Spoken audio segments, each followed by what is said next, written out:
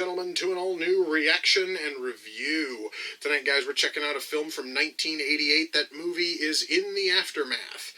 Now, this movie is going to be a very different one for this series, you see. Normally, guys, the big rule for reaction and review is it has to be a movie I've never seen, or barring that, it has to be a movie I haven't seen in at least 15 years. This one kind of breaks both of those rules, you see.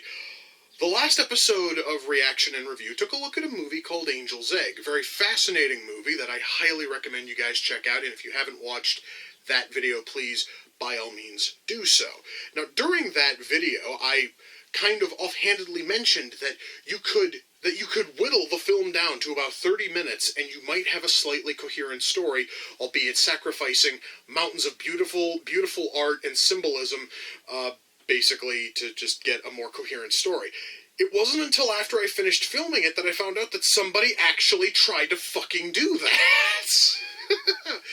And thus we have In the Aftermath. You see, In the Aftermath utilizes approximately a half an hour of footage from Angel's Egg, which I need to stress is an animated film. And they mix it with about 45 minutes of live-action footage. No, guys, I have no earthly clue what the fuck this thing is going to be like, but I am rather curious.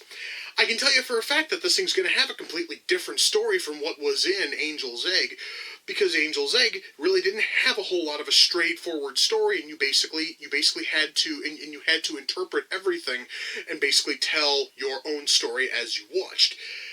This thing actually is going to attempt to tell an actual straightforward story.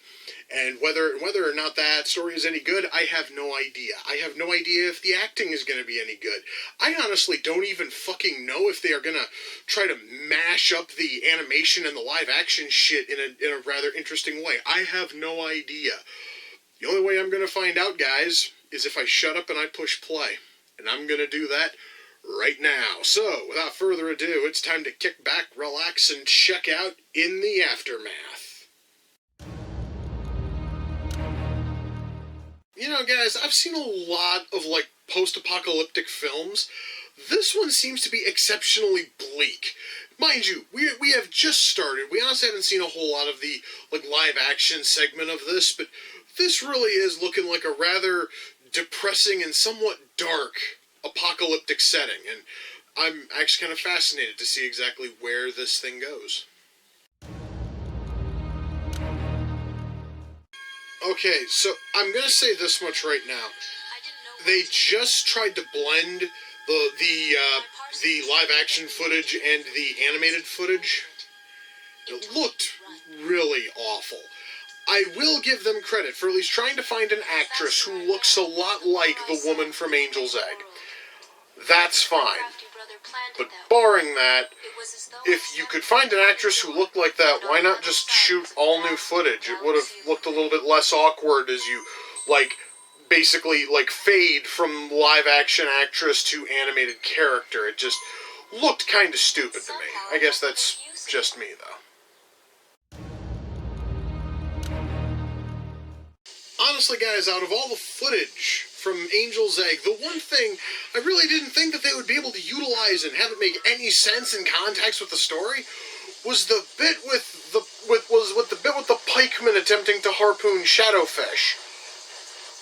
But goddammit, they've made it kind of work. Mind you, it's not perfect and it was kind of flimsy, but goddammit, they actually were able to work this in and make it almost make sense. I'm kind of sort of surprised by that, guys. Well, I can say this much, guys. The way that they've edited a whole lot of this Angel's Egg footage is ridiculously creative. I, honest to God, was not friggin' expecting half of the shit that they pumped out here. But it's done so well. It is really creative. It's not really entertaining, but god damn it, I really have to at least credit them for being incredibly innovative with, innovative and creative with the footage that they had. That's really fucking cool, dude.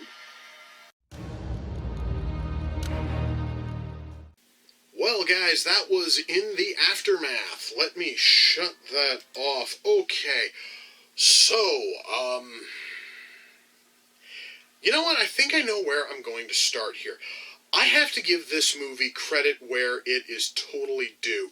This thing was ridiculously creative. Allow me to explain. You see, guys, when I found out, shortly after I finished filming the review of Angel's Egg, that there was some other movie that utilized about a half hour of footage from it in order to tell a totally different story, I didn't know what to honestly expect.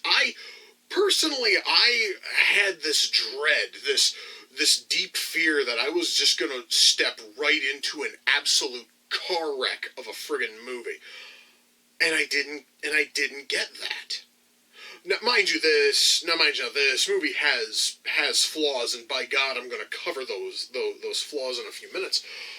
But I do have to give them credit. They took a film which is almost completely incomprehensible unless you're paying attention to it, and with some clever editing and with massive changes to the script, they were able to get it to fit in with this new story and make it kind of work, albeit with a few issues.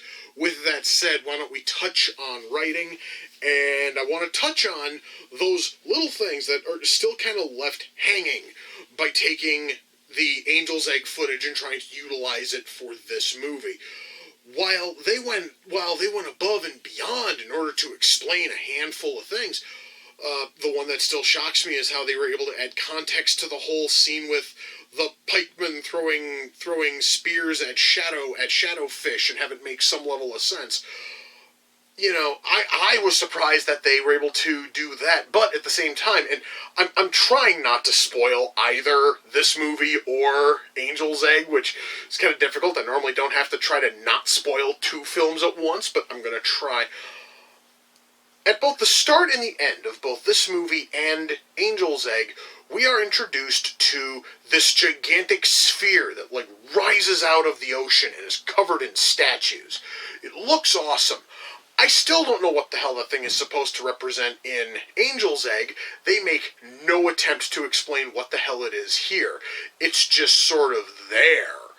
And its purpose being there, and the presence of all of those statues, none of that is ever completely explained. They could probably have cut most of that out, and it might have helped this film out a little bit if they would have cut some, if not all of that from the footage which they used here. It might have made the whole thing work.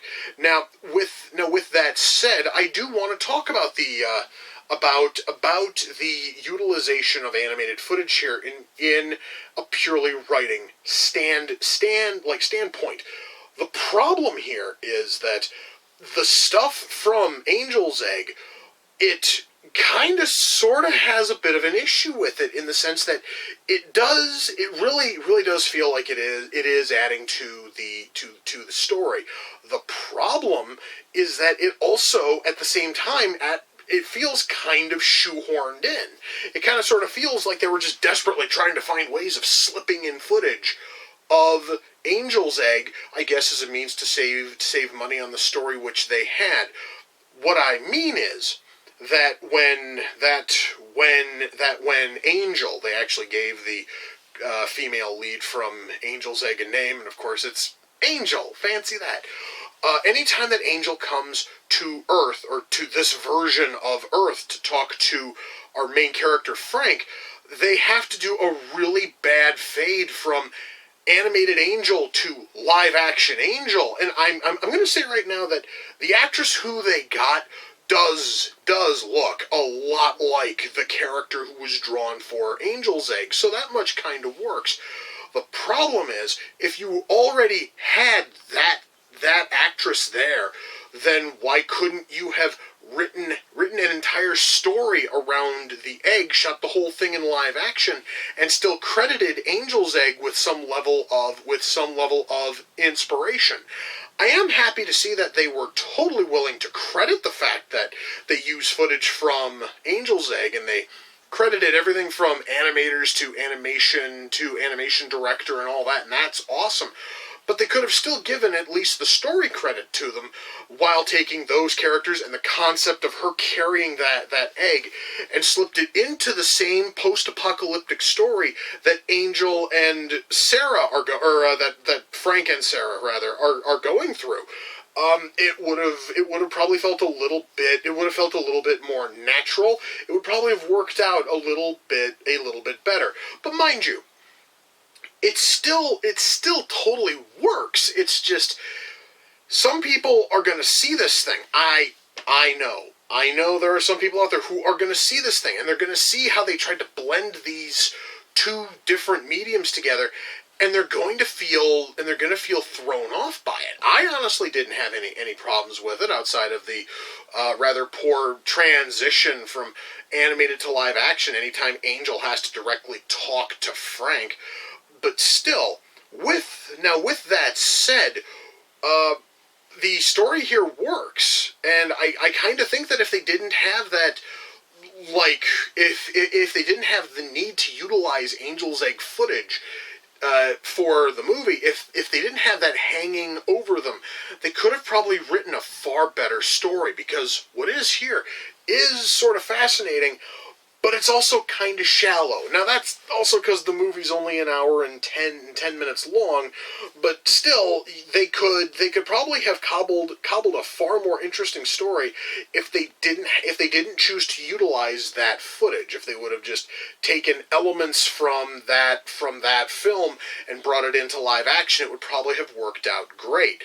And as this thing stands, a whole lot of our characters are kind of shallow.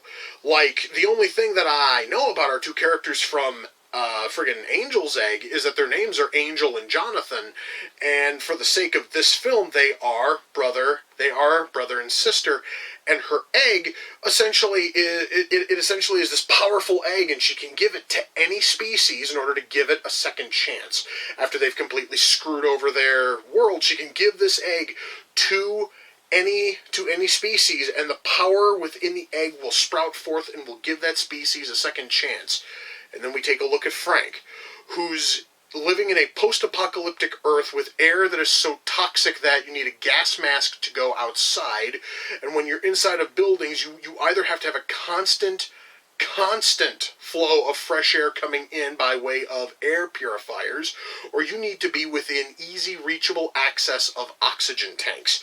It's incredibly bleak, and you see this, and and basically it's Angel watching Frank, trying to figure out if Frank is worthy of taking the egg, which is fascinating. It really is, and it would probably have gotten a lot more depth if, again, they didn't have to go to the animated footage. If they could have just shot their own stuff, it might have had a little bit of a better, like, flow.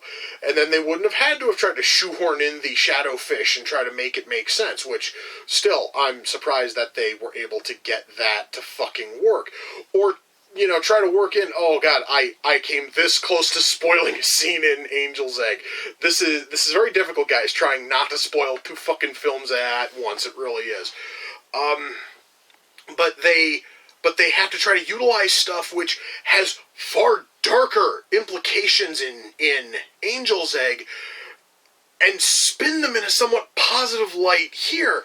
It's very fascinating, but it also hinders the movie because it limits exactly how they can tell this story, which is kind of an issue. But ultimately, when it comes to writing, this thing is certainly functional, and it is something that you can totally just sit down, watch, and have a lot of fun with, because it is still a curious thing to see. But unlike friggin' Angel's Egg, which had depth and symbolism for days, this thing here is a far more straightforward narrative. So if you hated the fact that Angel's Egg really did not have a straightforward story, you have this thing to fall friggin' back on. And what is here works, but it's not that fleshed out, it's not that deep. So I'm just going to warn you there. Acting. The acting here is decent. I can say that much. Our actress who voices Angel, who has about 50 times the amount of dialogue the character had in Angel's Egg, she honestly does a fantastic job. She really does.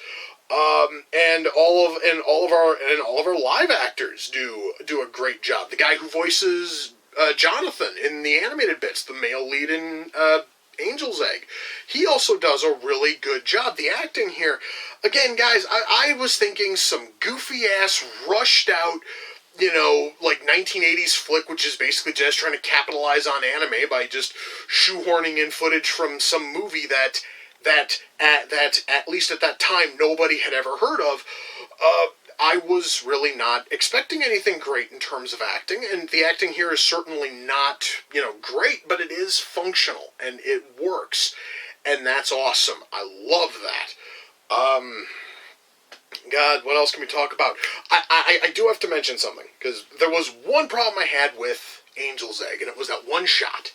That one 2-minute long borderline still shot of her sleeping with the egg next to her, and he's seated next to the bed. The only thing moving is the campfire. When I saw them use a shot of that, my spine froze, because I was petrified that they were going to try to keep in all 2 minutes. They don't. They actually use it for 2 different shots. One of them is a short, about 4-second long establishing shot, which is great. And then there's another about 10-second shot, which is towards the end of it when the fire burns out and people are allowed to move again. So they took the most irritating 2 minutes of that movie, the only 2 minutes I absolutely hated, they pared it down to less than 15 seconds. And it worked. It worked incredibly well. I fucking loved that. I'm sorry, guys. I just wanted to get that out there. Let's see. Special effects. There really isn't much here in terms of special effects, except for the very end. I'm not going to spoil that. But I will say that what is there in the term, by the fucking standards of 1988 B fucking movies, it works, and it works incredibly well. And a whole lot of their attempts to try to bring Angel into the live action world before doing the cheesy fade from animated character to live actress, at least some of that worked. So, it's not, great, and they could probably have not even bothered with the actress if they would have used the correct footage from friggin' Angel's Egg. They could have totally had animated Angel and Frank talk without having to resort to a live actress. That is just me just throwing out a thought.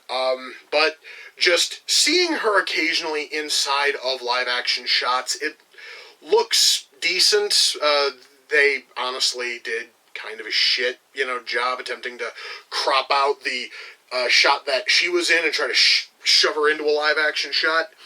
But still, unless you are looking incredibly close, you're not going to care. So that much, honestly, at least kind of works. Special effects here are kind of decent. Music. One of the big things I praised in Angel's Egg, and I praised damn near everything in that movie minus that 2-minute shot, I did mention that the music was beautiful. The music here is also incredibly good. I will say that it's not as good as what was in Angel's Egg, but it still works, and it functions incredibly well. So I do have to say that music is great, and there actually is a scene where Frank is playing this piece on a fucking piano, and it sounds awesome. The problem is that I was hearing certain like bits of it, and they started sounding like other songs. I spent more time attempting to pinpoint where the hell I'd heard those little bits of music be for. But what was there was cool. I liked it. It was fun. Music here is totally good. Our sound mix is fine. Our camera work is good. Our lighting is usually decent. There actually are a couple of shots which are incredibly dark. There are also a few shots which come off as kind of muddy, but that could easily just be the copy that I watched on YouTube it kind of sort of looks almost like a VHS copy, so it could just have been that. so I'm not going to really harp on that too much. Ultimately, when all is said and done, am I able to recommend In the Aftermath? Kinda. Look, guys, when I was done watching Angel's Egg, I absolutely said you need to go out and watch that thing. The movie is absolutely beautiful. It's breathtaking. It is amazing. This thing, on the other hand, I guess the best thing I can say is go out and watch Angel's Egg first. If you like what you see there, by all means, go ahead and check out this one.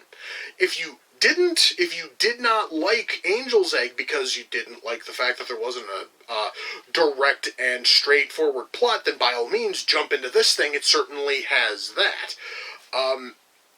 I can tell you guys that you can get both Angel's Egg and In the Aftermath on YouTube for free. You can totally watch both of them. That is absolutely amazing. I do highly recommend you guys seek out both of those.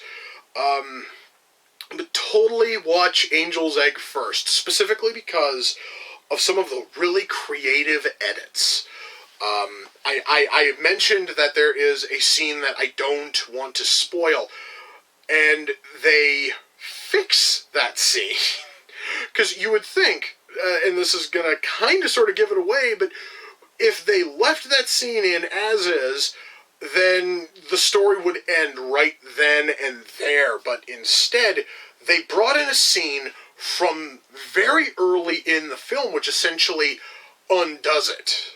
Which, well, it doesn't directly undo it, but it sort of gives the plot reason to still be there.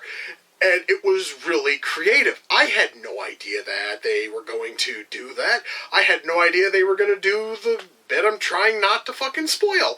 And when they fucking did, I was curious where the hell the story was going to go. And once more, because of how creatively they edited everything, I basically walked away from it going, God damn, that was really cool. So yeah, guys, check out both these movies. Go ahead and check out Angel's Egg. Go ahead and check out In the Aftermath. But I will tell you, I recommend Angel's Egg a fuckload more than I recommend In the Aftermath. And I have to mention, if you're not a fan of low-budget, cheesy B movies, then you're not going to care for In the Aftermath, because ultimately it's not really that big a film. Angel's Egg is a breathtaking masterpiece in terms of art, but In the Aftermath is something that is for a far more casual audience who just wants a fun movie to just sit down and watch. And if that honestly is your sort of thing, by all means, check it out.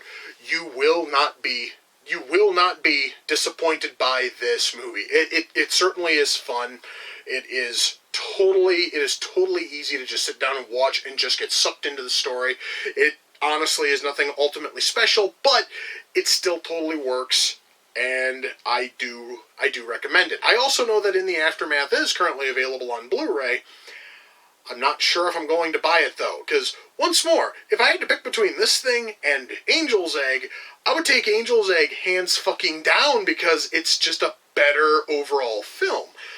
But this thing still works, so I'm going to have to look into that Blu-ray. If it has Angel's Egg uncut as like a bonus feature, then fuck yeah, I will totally buy it. Otherwise, I probably won't. Anyway, guys, that is going to do it for this installment of Reaction and Review. I think I've rambled on a little bit too long. So, yep, guys, until next time, take care, and I will see you all in the near future. Peace.